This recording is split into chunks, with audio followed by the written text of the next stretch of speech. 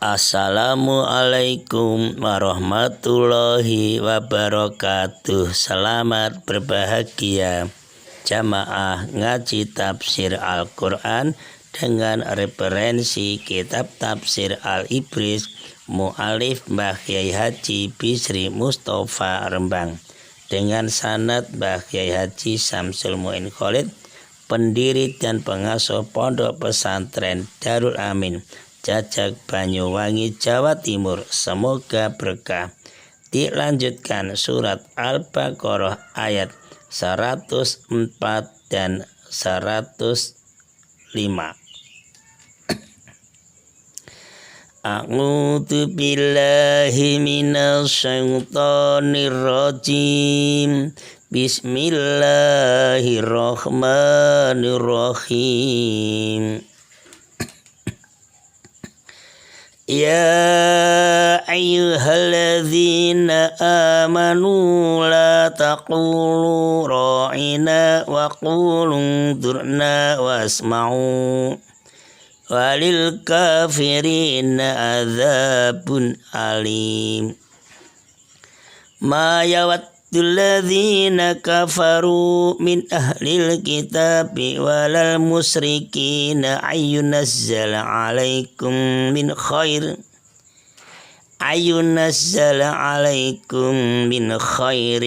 min rabbikum wallahu yakhtassu bi rahmatihi may yasha wallahu dzul fadlil azim.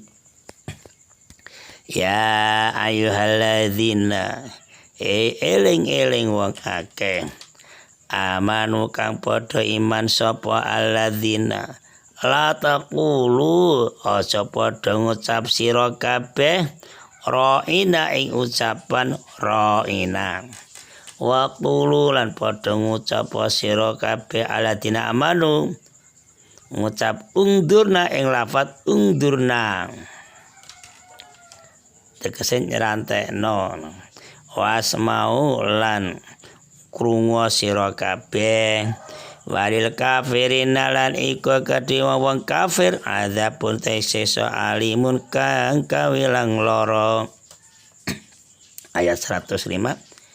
Ma yawaddu ora temen sapa alatina wong-wong akeh kafaru kang padha kufur sapa alatina ora percaya min ahlil kitabi sangi ahli kitab walal musyrikina lan ora temen wong-wong musyrik ayunazala ing yen to den turunake ngalaikum ing atase sira kabeh apa min khairin kebagusan min rabbikum sanging pangeran ira kabeh. Wallahu utawi Gusti Allah taala iku yahtasu nartemtokake sapa Allah bi rahmatihi kelawan rahmate Allah man ing wong yasau kang ngersake sapa Allah ing man. Wallahu utawi Gusti Allah taala iku dzul fadli zat kang duweni kanugrahan al-azimu kang agung. Keterangan surat Al-Baqarah ayat 104 dan 105 dengan tema sopan santun terhadap Nabi Muhammad Sallallahu Alaihi Wasallam dengan subtema Allah memerintahkan pada kaum orang-orang mukmin yaitu untuk bersikap sopan santun kepada Kanjeng Nabi Muhammad Sallallahu Alaihi Wasallam agar orang-orang mukmin itu tidak meniru tindak tanduk dari perbuatan orang Yahudi yang tidak sopan kepada Kanjeng Nabi Muhammad Sallallahu Alaihi Wasallam. Ayat 104. Para sahabat Nabi itu dilarang mengucapkan kata-kata ra'ina yang biasa mereka ucapkan kepada Kanjeng Nabi, yang kemudian ditiru oleh orang-orang Yahudi dengan mengubah bunyinya sedikit sehingga menimbulkan pengertian yang buruk. Di situ orang Yahudi ingin mengajak Kanjeng Nabi, jadi Ra'ina seperti terang di atas artinya perhatikanlah kami. Jadi para sahabat ini minta perhatikan pada Kanjeng Nabi. Tapi orang Yahudi mengubah ucapannya, sehingga dimaksud orang Yahudi itu ialah bukan ra'ina tapi ra'unah, yang artinya bodoh sekali. Masa Kanjeng Nabi bodoh sekali? Itu kan akal-akal orang Yahudi. Sebagai ejaan pada Kanjeng Nabi Muhammad SAW. Itulah sebabnya Allah menyuruh para sahabat Nabi menukar kata-kata ra'ina dengan kata ungdurna, yang sama artinya dengan rapat ra'ina, supaya tidak dipermainan oleh orang-orang Yahudi. Allah mengajarkan kepada orang mukmin untuk mengatakan ungdurna, yang mengandung maksud harapan kepada Kanjeng Nabi Muhammad SAW agar dapat memperhatikan keadaan para sahabat, saling memperhatikan, saling menghormati, saling membutuhkan, saling menghargai. Allah juga memperhatikan orang-orang mukmin untuk mendengarkan sebaik-baiknya pelajaran agama yang disampaikan oleh Kanjeng Nabi Muhammad SAW, yang mengandung perintah untuk tunduk dan melaksanakan apa saja yang diperintahkan Kanjeng Nabi, serta menjauhi semua larangannya. Nah, ini sama saja Allah memperhatikan kepada umat Islam seperti kita-kita ini juga, itu untuk selalu mendengarkan sebaik-baiknya pelajaran agama yang disampaikan para ustadz, para mbah kiai, para sahabat, para ulama. Didengarkan, diperhatikan, nanti bisa diamalkan, ya, untuk mencari kebahagiaan dan ridho Allah. Itu berarti perintah itu bukan sahabat saja, kepada kita juga. Kemudian Allah dalam ayat ini mengingatkan bahwa orang kafir yang tidak mau memperhatikan ajaran atau pendidikan yang disampaikan Kanjeng Nabi Muhammad, ya akan mendapatkan siksaan yang pedih. Jadi walil kafirina adzabun alim. Nah, maka kita bersyukur oleh Allah ditakdirkan beriman kepada Allah, bersyukur mau mendengarkan pendidikan, pembinaan, seminar agama Islam. Nah, contoh ini di YouTube ini kita ngaji tafsir Al-Ibris, insya Allah tambah pengetahuan agama, ilmu pengetahuan agama tambah yakin kepada Allah. Ngaji bersama, penyaji kurang benar diingatkan. Biasa saya itu mendapat peringatan malah bersyukur pada Allah. Jadi tahu kekurangannya, tambah ngaji, akhirnya mengetahui banyak kekurangan kita itu. Ayat 105.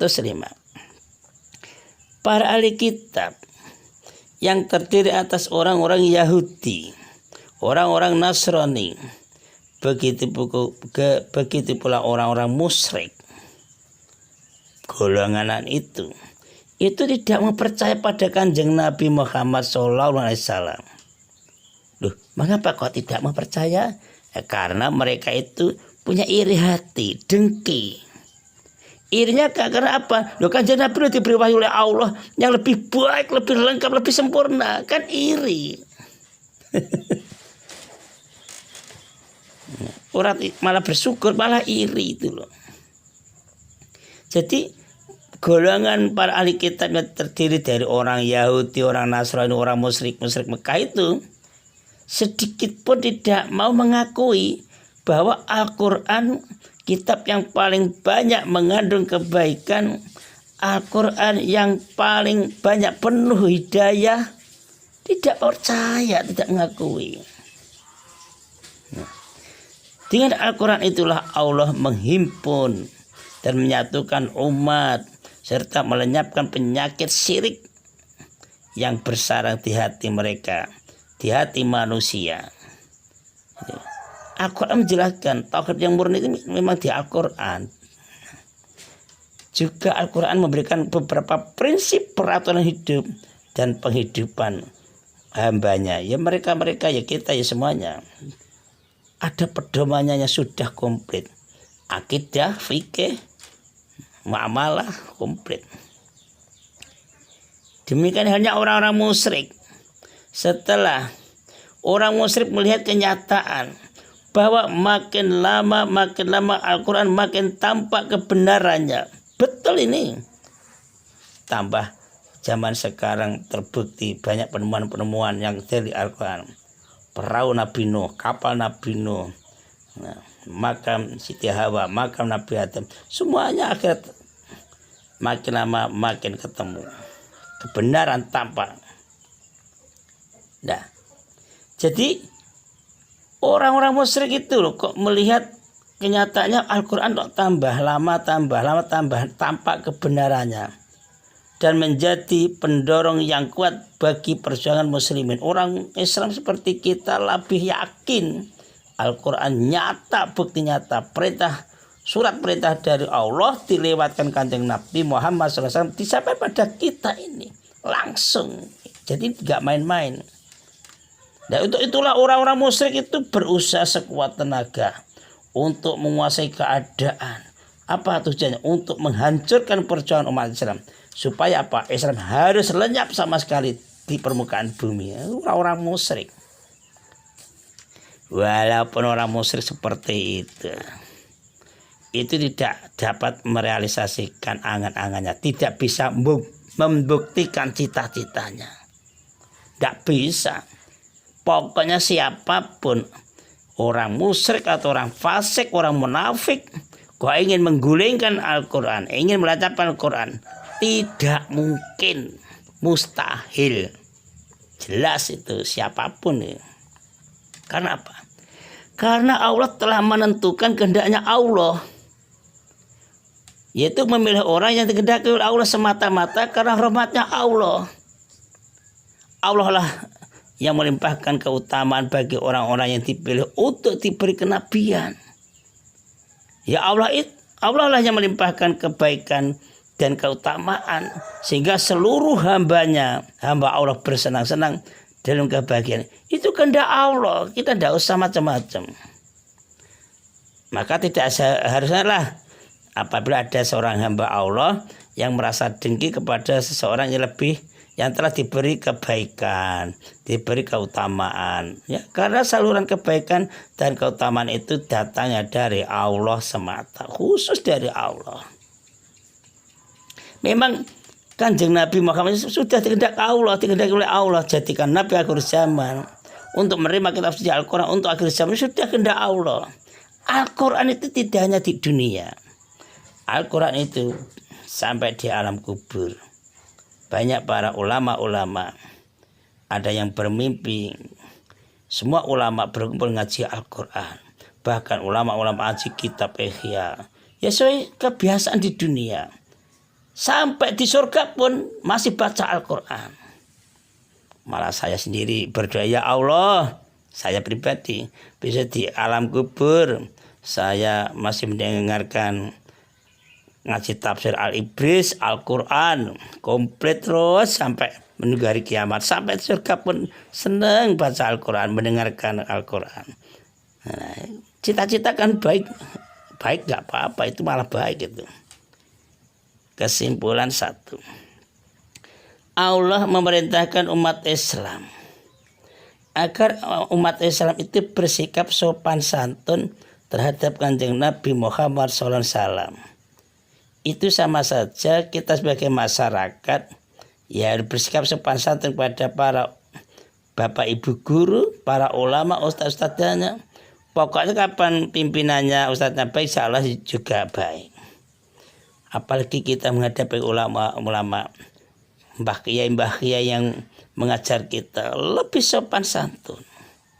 Nah, jadi tidak boleh meniru sikapnya ahli kitab yang jelek itu, yang tidak punya sopan santun. Tidak semuanya loh ya, ahli kitab itu ada yang sopan santun, tapi juga banyak yang tidak sopan santun pada Kanjeng Nabi. Maka untuk itulah Allah menyuruh umat Islam agar memperhatikan ajaran-ajaran yang terkandung dalam kitab Al-Quran serta mengikuti semua petunjuknya. 2. Umat Islam harus waspada dan berhati-hati, harus teliti terhadap perilaku ahli kitab. Ahli kitab yang jelek, yang tidak punya sopan santun, yang selalu mengejek Kanjeng Nabi, mengejek para sahabat, para ulama. Jadi non-Islam yang di situ membuat onar, membuat tidak selamat, membuat kecelakaan. Jangan ditiru itu. Sebab mereka itu tidak senang pada Al-Quran. Untuk itu kita harus berhati-hati menghadapi tipu daya mereka. Insya Allah Islam selamat sampai akhir zaman, sampai hari kiamat. Assalamualaikum warahmatullahi wabarakatuh.